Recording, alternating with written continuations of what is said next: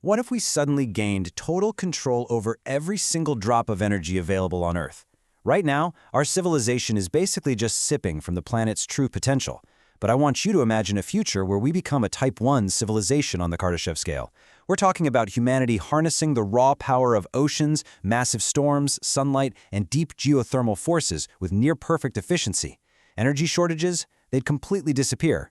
Poverty could be drastically reduced, and technologies that literally seem impossible today would just become part of our everyday lives. Climate disasters could potentially be prevented altogether, and entire regions of the globe could be redesigned to support billions more people. We are talking about massive, mind-bending planetary engineering projects that would reshape the world beyond recognition. Imagine actual flying cities, global weather control systems, and transforming barren deserts into lush green forests. Now, before we really get into the weeds here, if you're enjoying these wild future scenarios, make sure to like this explainer, share it with a friend, and subscribe to Last Human Era for more incredible journeys into the future. All right, let's jump right into Section 1, the Kardashev scale, and how we actually measure a civilization's power. So, back in 1964, Soviet astronomer Nikolai Kardashev came up with this brilliant scale. It measures a civilization's advancement based on one very simple metric: energy consumption. A Type 1 civilization, which is also known as a planetary civilization, is one that manages to capture all incoming stellar energy and safely harvest all major forms of energy from its home world. To actually reach this level, a civilization needs to consume and manage an immense amount of power. We're talking roughly 10 to the 16th to 10 to the 17th watts. That is an absolute astronomical amount of juice. So, you're probably wondering, where do we stand right now? Well, the legendary American astronomer Carl Sagan actually formulated a continuous version of this scale so we could calculate exact values. Based on our current global energy supply, which is about 18 terawatts, humanity sits at just 0.728. Yep, we're not even a 1 yet. We are utilizing just a tiny fraction of our planet's potential. And climbing to a full 1.0, that's going to require some incredibly radical changes. Which brings us to Section 2, engineering the entire planet. Because to cross this threshold and reach true Type I status, we can't just build a few more solar panels and call it a day. We have to literally engineer the Earth itself. If you look at a cross-section of our world, right beneath our feet, the Earth's core is acting as this massive geothermal engine. It constantly transfers approximately 44 terawatts of heat straight to the surface. It's essentially a colossal, untapped planetary battery that a Type I civilization would naturally figure out how to exploit. With advanced enough engineering, we could theoretically harvest around 10 terawatts of that geothermal energy directly from the deep underwater oceanic ridges. That's 80,000 kilometers of ridges. By tapping into those convection traction forces, we would literally be extracting the deep heat that normally drives our tectonic plates apart.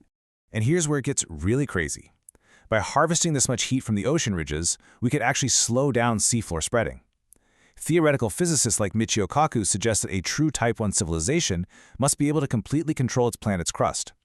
So, by disrupting that thermal convection, humanity could effectively manage plate tectonics. We could perhaps eliminate catastrophic earthquakes entirely. It sounds like pure sci-fi, I know. But as humanity gains more of this power, entirely new challenges are going to emerge. Let's look at what could go wrong in Section 3, the Jevons filter threat. Think about it.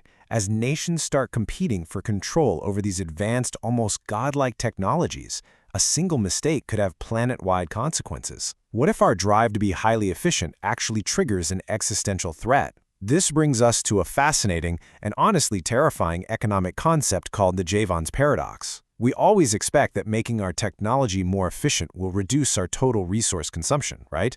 Well, scratch that. Reality reveals the exact opposite. Efficiency makes energy cheaper and more useful, which actually drives an exponential growth in how much we consume.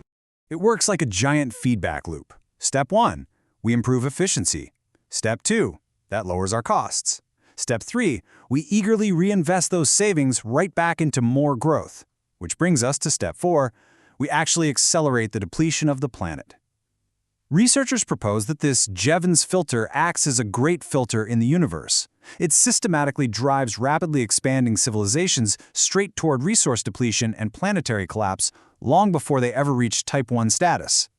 And if we survive that, we run into our next roadblock in Section 4, hitting the thermodynamic wall. Let's say a civilization doesn't collapse from resource depletion. They will inevitably slam into the absolute hard physical limits of their host planet. It's the brutal law of thermodynamics. Even if we use 100% clean, renewable energy without a single drop of fossil fuels involved, generating and dissipating 10 to the 17th watts of power creates an immense amount of waste heat. Dissipating that much pure energy would critically destabilize the Earth's climate simply by adding too much physical heat into the atmosphere. There's this incredibly sobering quote from evolutionary biologist E.O. Wilson that really hits the nail on the head. He said, "The real problem of humanity is the following. We have Paleolithic emotions, medieval institutions, and godlike technology." That perfectly sums up our dilemma, doesn't it? Our psychological and political maturity severely lags behind our rapidly advancing planetary engineering capabilities. So, how do we get out of this alive? Let's dive into Section 5, Surviving the Great Filter. There is an incredibly narrow path that humanity has to walk to safely transition into a stable planetary civilization without destroying ourselves in the process. When you look at the timeline projections, it varies. Some optimists, like Michio Kaku, say we could hit Type 1 in just 100 to 200 years. An unrestricted exponential growth model puts us getting there in the year 2347.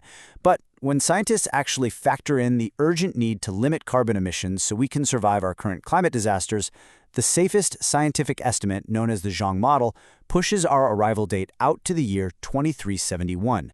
If you look closely at that projected path, you'll see a deliberate dip in our trajectory. To overcome the Great Filter, we actually have to throttle our growth.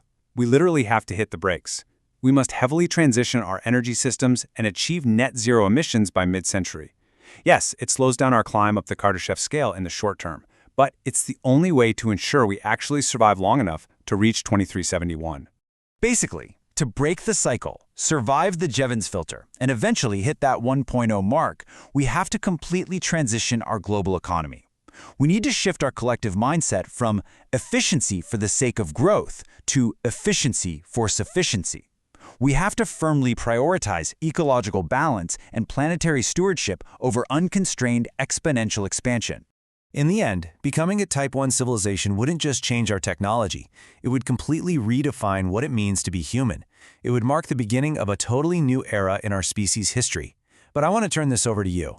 If humanity had the power to control the entire planet, do you think we would create a paradise or make bigger mistakes than ever before? Would our greatest achievement eventually become our greatest threat? Let me know your thoughts down in the comments. And if these future possibilities fascinate you, don't forget to like, share, and subscribe, because every week we explore the most incredible futures humanity may face.